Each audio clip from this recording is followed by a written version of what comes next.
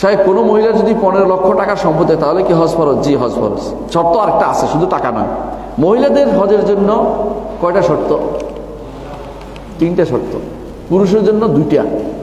পুরুষের জন্য 2টা, তাই না? একটা হচ্ছে আর্থিক, একটা শারীরিক। আর মহিলাদের জন্য আরেকটি অতিরিক্ত শর্ত আসলে মাহরাম পাওয়া যেতে হবে।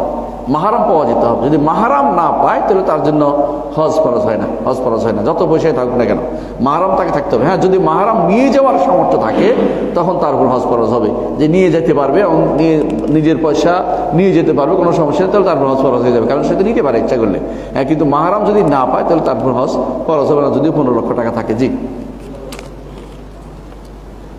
উনি বিধবা, এক ছেলে আছে, মাহরাম হিসেবে তো সমস্যা কি, যাবে, ছেলেকে নিয়ে যাবে। কোনো স্বামী যদি তার পরিবারের মৌলিক চাহিদা পূরণ না করে, তাহলে স্ত্রী যদি বাইরে কাজ করতে চায়, তাহলে স্বামী বলে তুমি স্বামীর অবৈধতা করছো, তাহলে স্ত্রী করণীয় কি? স্ত্রী না খেয়ে থাকবে, মৌলিক চাহিদা বাড়াবে না, মৌলিক চাহিদা বাড়াবে না। আরবরা না খেয়ে থাকতো, চোখ বন্ধ করে থাকতো। বিশ্বাস করেন, আরবিয়ান বেদুইনদের জীবনে একটু চিন্তা ভাবনা করে দেখেন তো, সুপ মানে 2 মাস রসুলের ঘরে আগুন জ্বলে নাই, কাজের জন্য পাঠাইছে নারীরা। কোনোদিন না রসুলের সাহাবিয়ারা কোনোদিন কাজের জন্য অনুমতি দিতেন না অন্য কারো কাছে। নিজের কখনো কখনো নিজের কাজটা করতেন। নিজের কাজ কি? ঘরের মধ্যে গরু পোষা। যেমন জায়নব রাদিয়াল্লাহু আনহা আব্দুল্লাহ ইবনে মাসউদ রাদিয়াল্লাহু আনহুর তার করতেন, পুষতেন, মানে জিনিসপত্র দেখাশোনা করতেন, নিজের জিনিস, নিজের ঘরের জিনিস। আরেকজনের খাতে কাজ করছে, কোনো সাহাবিয়ার কোনো নজির নাই। আরেকজনের কাছে কাজ করছে, কোনো সাহাবিয়ার কোনো নজির নেই, কোনো তাবিঈদের কোনো নজির নেই। একজন নারী আরেকজনের কাছে কাজ করবে, এটা পুরুষের আত্মসম্মানে বাধে। যদি সে না খাওয়ায়, পুরুষ বেটা যদি বাইরে যায় খায় তো অন্যায় হবে। তুমি না খাইলে, তুমিও না খাইলে আমিও না খাইয়ে থাকবো, দেখি তুমি কত থাকতে পারো। কাজ করবে তখন বাধ্য হয়ে, কিছু না কিছু করা উচিত তার। বিয়ে করেছো তুমি, সন্তান, তার স্ত্রী খাবার দেওয়ার দায়িত্ব আল্লাহ তোমাকে দিয়েছে, খাবার এবং খোরপোশ দিতে হবে। আজকেরও অন্য মিনে সাকান্ত মিউজ দেখুন, তাদেরকে যেটা পাও এটার মধ্যে তোমার তার শরীক করতে হবে। স্ত্রীদের খাওয়ার দায়িত্ব তার। শেষ হয়ে গেছে না? হ্যাঁ, আচ্ছা। বাংলা খুতবা চলাকালীন কি রসুলের উপর দুরূদ পড়া যাবে? বাংলা খুতবা তো আমরা দিই না, কেউ দেয়? বাংলা খুতবা দেয়া বেদাত। বাংলা খুতবা বুঝেন কিনা? আমাদের সমাজে প্রচলিত আছে বাংলা খুতবা বলে, আমরা যেটা বাংলা খুতবা, এটা বাংলা খুতবা না। আমরা খুতবা আরবিতেই দেই, আরবিতে বাংলা ঢুকাচ্ছি, এটা খুতবার অংশ হিসাবেই।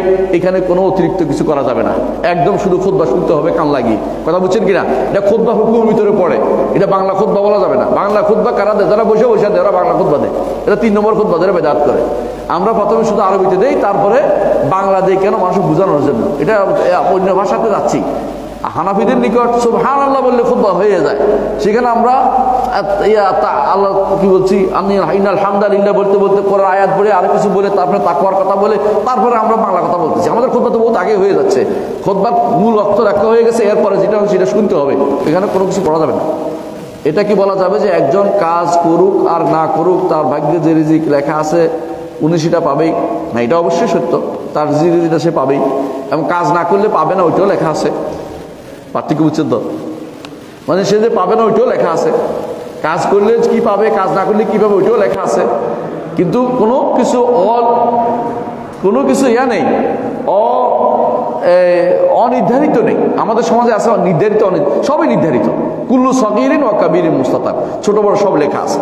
আপনি কি কাজ করবেন না করবেন, কিন্তু কাজ না করাটা অন্যায়। যার সামর্থ্য আছে কাজ করতে, রাসূলুল্লাহ সাল্লাল্লাহু আলাইহি ওয়াসাল্লাম কাজে করতে শিখিয়েছেন। এখন কি তিনি কি করেছেন? কাউকে বেকার বসে তিনি পছন্দ করতেন না। জি, আচ্ছা, জি। কোনো ব্যক্তি জান্নাতের আমল করতে চায় থাকে, কিন্তু তাকদীর তার উপর প্রাধান্য পাওয়ার কারণে পরবর্তী জাহান্নামে যায়। কিন্তু আমরা তো জানি যে আমাদের কর্মের কারণে আমরা জান্নাত লাভ করব। তাহলে উপরে হাদিসটির তাহা অর্থ কি দয়া করে বলবেন? আমাদের কর্মের কারণে যাব, বুঝে আসছে কথাটা? এটার অর্থ হচ্ছে এটা, কেউ যেন শেষ মুহূর্ত পর্যন্ত ইবাদত থেকে বিমুখ না হয়, এটা উদ্দেশ্য। এটা যেই ব্যক্তি জীবনের শেষ মুহূর্ত পর্যন্ত আল্লাহর ইবাদতে কাটিয়ে দেবে, অহংকারী হবে না, সেই ব্যক্তির জন্য এটা নয়। এটা ওই ব্যক্তির জন্য যে ব্যক্তি কিছুদিন ইবাদত করছে, এরপর মনে করছে কম করছি, কি শয়তানের মতো, শয়তান তো বিশাল ইবাদত করছে না, এরপরে এখন কি করে না, বুঝেন না কথাটা? তো ওই ব্যক্তির জন্য এই হাদিস, যেই ব্যক্তি আসলেই প্রথম দিন থেকে যে ইবাদতগুলি করেছিল, এগুলিতে 2টা অর্থ। একটা হচ্ছে সে প্রথম দিন যে ইবাদত, এগুলিতে ইখলাস ছিল না, এগুলো লোক দেখানো ছিল। আরেক ব্যক্তির জন্য এটা, যেই ব্যক্তি এই কাজগুলি নেক আমল করেছে কিন্তু শেষে এসে নেক আমল ছেড়ে দিয়ে অহংকারী হয়ে গেছে। এই জন্য শেষ মুহূর্ত পর্যন্ত বিনয়ী থাকলে আল্লাহ তাআলা কাউকে কোনো তাকে শাস্তিতে, তাকে ঈমান থেকে হরণ করবেন না। অহংকারী হলে শুধুমাত্র এটা হবে, এটা মনে রাখতে হবে। এই জন্য আমাদের আমলটাও আল্লাহ তাআলা আমাদের তাকদীরে লিখেছেন, আমরা কি আমল করব। এইটা নয় যে আমল করতে থাকলে আমি জান্নাত পেয়ে যাবো, এটা হলো আমলটাও তো তিনি লিখেছেন কি আমল করব। সুতরাং আমাকে আমল করেই যেতে হবে মৃত্যুর আগ মুহূর্ত পর্যন্ত।